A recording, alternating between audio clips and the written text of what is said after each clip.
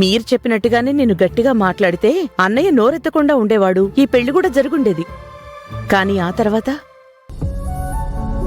1కి 10 సార్లు వేదాతో అన్నయ్య ఇదే మాట మాట్లాడితే అంత ఇష్టం లేకుండా బలవంతంగా మావయ్య గారి నోరు ముయించి నాకీ పెళ్ళెందుకు చేశారో అని అడిగితే అప్పుడు నేనేం చెప్పాలి?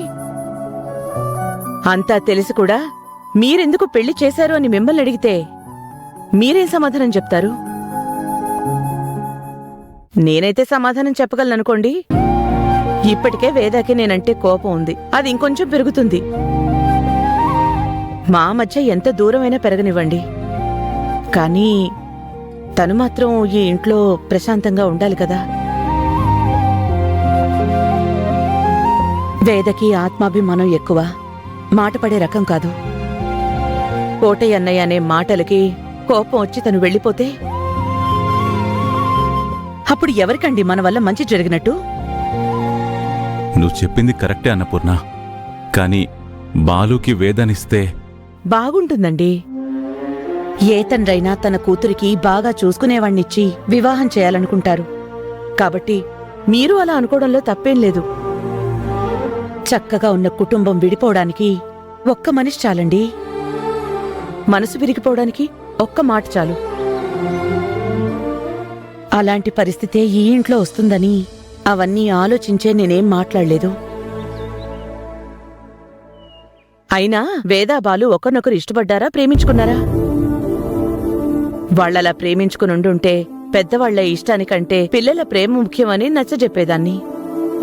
కాని వాళ్ళిద్దరి మధ్య లాంటిదేం లేదు కదండి. బావా మరదళ్ళు వాళ్ళిద్దరి మధ్య స్నేహం తప్ప వాళ్ల మధ్య ప్రేమల్లాంటివేం లేవు కదండి. వాళ్లకి పెళ్లి చేయాలన్నది మనిష్టమే గాని వాళ్ళిష్టమైతే కాదు కదా. కాబట్టి వాళ్లేం బాధపడరు. కాని అందరికంటే ఎక్కువ బాధపడేది లలితే.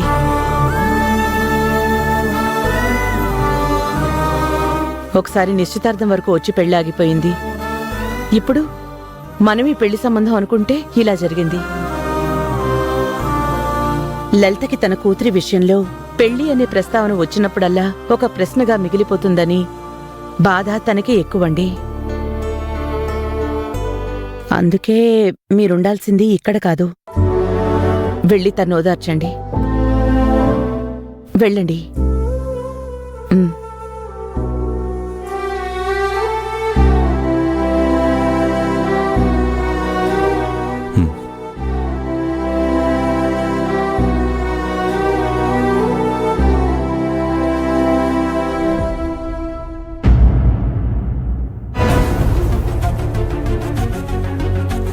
ఈ పెళ్లి నాకు సుతారం ఇష్టం లేదు. ఈ పెళ్లి గాని జరిగితే మొగుడిపోయిన విధవలని ఇంట్లో ఉంటుంది. అన్నయ్యకి ఇష్టం లేదు అని చెప్పాక ఈ పెళ్లి చేయడం ఎవరికీ మంచిది కాదు.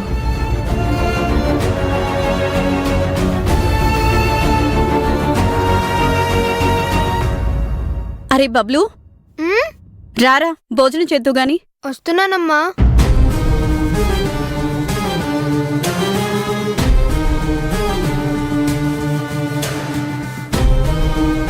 ఏంటి అలా చూస్తున్నావు?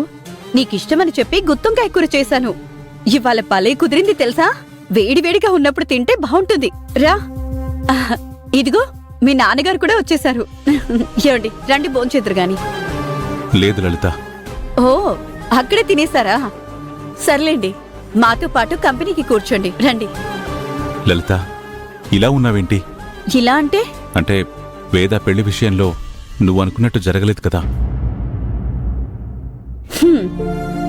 నా లైఫ్లో నేను అనుకున్నట్టు ఇప్పటి వరకు ఏం జరిగిందండి?